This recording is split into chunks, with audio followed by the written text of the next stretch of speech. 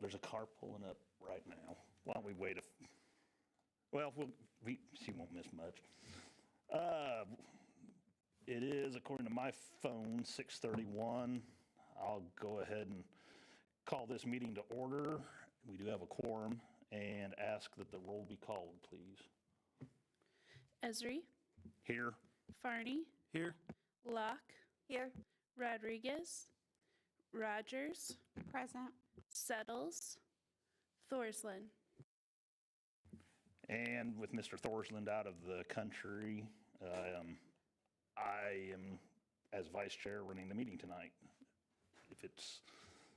So, move on then to approval of agenda and addendum. Is there, moved by Mr. Farney, seconded by Ms. Locke, any additions or corrections, movements of items that want to take place?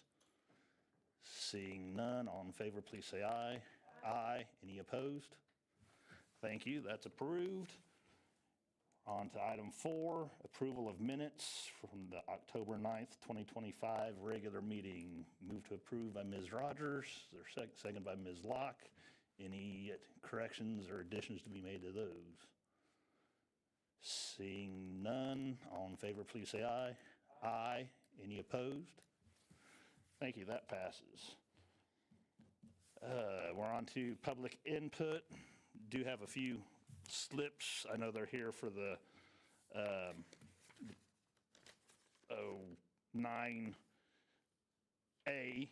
but didn't know if you wanted to say anything right now or mainly just here for questions if we have any. Questions if we have any when we get to that agenda item. Okay, thank you. So we will move on from public input then to communications. Are there any communications?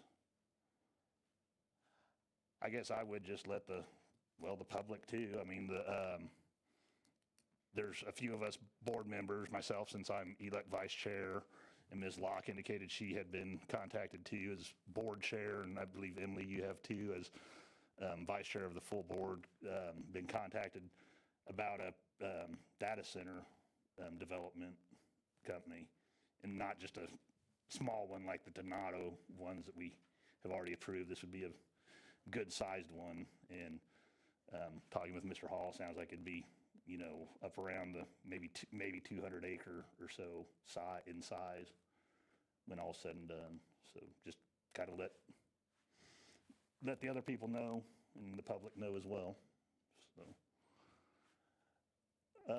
any other communications? Seeing no others, we'll move on then to our first item of new business. 7A, we have the letter from Jay Beverly, regarding the use of biosolids on farms and parks. And we'll go ahead and put B in there as well. Letter from Bernard Bryson regarding the use of biosolids on farms and parks. They're the same letter. Don't know if anybody has any comments or discussion that we want to have on those. It is an information only item, but we can discuss it if we want to.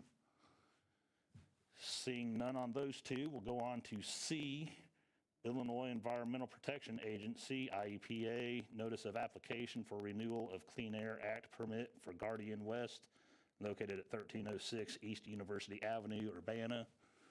These are annual, if I remember right, John, and we get them every year. Is there any kind of questions or discussion on that?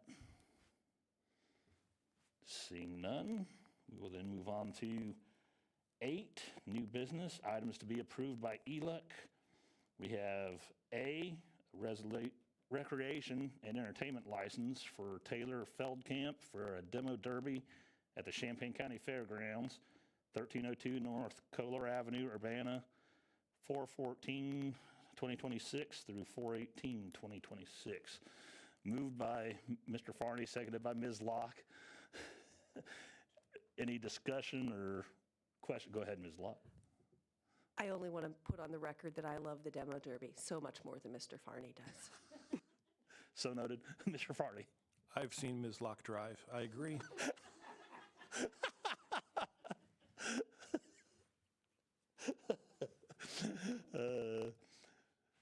Okay. All in favor, please say aye. Aye. Any opposed? Thank you, that's approved. And then we'll move on to B, scheduling of solar farm zoning cases pursuant to Senate Bill 25, the Energy Omnibus bill that adopted new state siting standards for wind, solar, and energy storage systems, and a siting appeals board within the Illinois Commerce Commission. Mr. Hall, do you want to lead off? Yeah, actually, after sending this out, I realized that the new bill didn't change anything regarding the timing of approvals to go to the county board. They messed that up in the previous energy bill. We only have 30 days from the close of the public hearing to get a final decision, and many times we can't do that just because of the timing. What had really set me off on this bill was the fact that they added a 60-day time limit from the time of application to the close of the public hearing. And many days or many months, we just can't meet that time frame. If we were a smaller county with fewer cases going to our zoning board, that wouldn't be a problem, but we're not a small county. We always have cases at the zoning board, and everybody gets in line. And in the case of the solar farm that's coming up, since I was the petitioner for the case that had already been scheduled, I agreed to change the scheduling so that they will at least have a public hearing about 63 days after the application. And to their credit, they have done a lot of coordination with staff ahead of time. So they've been a very, very good actor in all of this. But ELUC is still going to be faced with, in order to meet the state deadlines as closely as possible, many times either scheduling a case, putting it on an agenda before the ZBA has even taken action, or causing them to wait, twice as long to get a decision. And this hasn't been a big problem to date, but it's going to be coming up more and more often. So if ELUC could give me some idea about if you're okay with scheduling things like that, and then if there's a hiccup at the public hearing, it might not be on your agenda after all, or who knows, we might even get a decision at ZBA that nobody anticipated. That's unlikely, but it's always possible. The second thing the memo talks about is this separation for energy storage systems. Again, we're working with volunteer fire protection districts. The concern that the ZBA had was not with a big fire, just with a smoldering battery. And once that battery starts smoldering, if it's a low wind condition, which is quite common, you could have, toxic gases drifting away before the fire protection district even gets there. And that's why the ZBA was not happy with a few hundred feet separation. Nonetheless, that's the decision the state made. We'll see what our developers do when they finally submit applications. I'm thinking these developers just wanted something to put the county's feet to the fire. And so far, they've been happy with sticking with our existing solar farm regulations. No one has ever offered to do anything less than what our illegal ordinance requires. And maybe we'll have the same thing with batteries. I don't know. We have done one battery that was with the last Baywa solar farm. They actually exceeded all of our requirements. But again, they had a 700-acre solar farm to put around the battery storage. We have one applicant, or one interested battery developer in the Rising area. They followed our text amendment all the way through. They didn't come running to ELUC saying, you people are adopting crazy standards. And I told him recently that we had adopted it in the way he last saw it, and he wasn't upset. So maybe we don't have a problem, but our standards are so different from what the state has that you know, we just have to see how it all works out. But again, if you're happy with the possibility of scheduling solar farms before there's even a ZBA decision, that's what we'll do. We do have one case where the developer is wanting to know what he should expect. Go ahead, Ms. I completely Emily. wasted Chair Locke's time an hour ago, so please. I am interested in hearings possibly before the ZBA, if for no other reason. I mean, we see considerable participation, you know, in these issues that come up. I also think it's a good idea to make our suggestions in advance. I know that at times I have asked for things that seem to be too late into the process. So for example, the opportunity to have a public hearing. Those are things, I don't know. I don't think that it would be a waste of public resources to schedule in advance, possibly of ZBA. I don't have any problem with us scheduling it, and then like if it doesn't finish up at ZBA and we need to take it off, it's always better to amend by striking than to have to call a special meeting to meet the deadline, which is also an option. Like, we don't want to do that, but we can, or put it on the full board before it goes to ELUC if we have to. I don't want to do that. I'm leaving this board in a year, so, you know, do it after I'm gone. It's a year. But I don't want to call special meetings, but that's also always an option if we're looking at not meeting a requirement. One question, I didn't give this the close reading that I need. What are the penalties outlined for if we don't make that 60-day deadline or that 30-day deadline? I don't remember seeing any penalties. I didn't see any either. Okay. I think the penalty, it's more suggestive, right? It's the only penalty aspirational. could be, you know, going to court with the developer. Well, yeah, so that would be, you know, one of the aggravating factors of, you know, but I think our non-complying ordinance is the biggest aggravating factor. So if we happen to we're 3 days late, that's just one more thing in the pile. But I would be in support, just to tie a bow on it, support of scheduling them out, and then if we have to strike it or table it to the next month, so be it. Any other thoughts or questions? I guess I'll go ahead and then, as acting chair, I too have no real issue with putting them on the agenda. And again, if we would need to strike them, I guess the idea of, okay, a lawsuit because we aren't getting to it quick enough, how quick would that actually get through the system to where, okay, does it really make sense that they'd want to do that as opposed to Mr. Hall with planning, you know, with his staff and planning and zoning, that I know they work through things as quick as they can. Would they get anywhere any quicker to try and go through a lawsuit and that whole process as opposed to going ahead and just letting us work through our system? I'm just going to say it this way, as inadequate as they may think it would be, or whatever.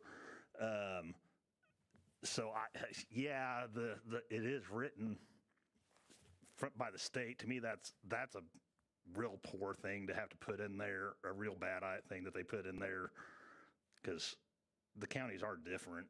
And, you know, you may know, but there may be, you know, I'm sure there are probably counties that are smaller, but they have just as much staff as you have, probably. And again, fewer cases and with more staff or as much staff, yeah, they can get through that quicker. But so that's my thoughts. But again, I wouldn't have a problem scheduling them myself. Go ahead, Emily. Thanks. Mr. Esri's comments brought to my memory, we've cut a position permanently from the Planning and Zoning's office, as far as I can remember, through the budget process. Or we stopped advertising for that position. So, okay. We talked about it, we did not? Okay, all right. I just want to make sure that we were not writing checks that we could not cash through staff power. Further discussion, or Mr. Hall, have you got your direction at this point in time? And we'll I just, think I have. Thank you. okay. Thanks. We'll move on then to 9, new business, items to be recommended to the county board. We have at first A, zoning case 179 AM 25, a request by Michael Stoller, doing business as CU Jiu-Jitsu LLC, to change the zoning district designation from the I-1 Light Industry Zoning District to the B4 General Business Zoning District on lots 301, 302, 303, 304, 318, 319, and 320 in Wilbur Heights subdivision in Section 31 of Summer Township, and more commonly known as 2408 North Market Street, Champaign, Illinois. Is there a motion to approve? Moved by Mr. Farney, seconded by Ms. Rogers. Discussion. John, do you want to lead off, or if anybody has a question? Well, we directed Mr. Stoller to the city of Champaign in the beginning to make sure that, he talked to the city, gave them a chance to annex if they wanted to. I guess they have no interest in that. This is bordering on Market Street, so B4, in my mind, makes a lot of sense. And it was recommended unanimously at the ZBA. And we do have Mr. Stoller here himself, and the name here, Ms. Tong or Tang? Tang, okay, yeah, it is a name. If we have questions, Ms. Locke. It's not actually a question. I just wanted to put out there on the record, my daughter attended 2 classes at CU Jiu-Jitsu before deciding to stick with gymnastics, so I do have a relationship, but not a conflict in any way, shape, or form. But I did want to put that out there, just to be clear. Our time in Lincoln Square.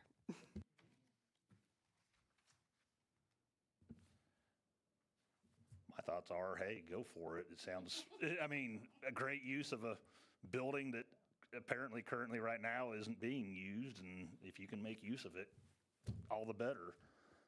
That's just my thoughts off the top of my head. So, sounds like we're probably ready to vote. All in favor, please say aye. Aye. Any opposed? So that will go to the county board on the consent agenda, since it's unanimous here. And I personally don't think there'll be much issues of it passing at the county board. Thanks for being here tonight, though, in case we had questions. It is appreciated when the petitioners are present, should we have questions.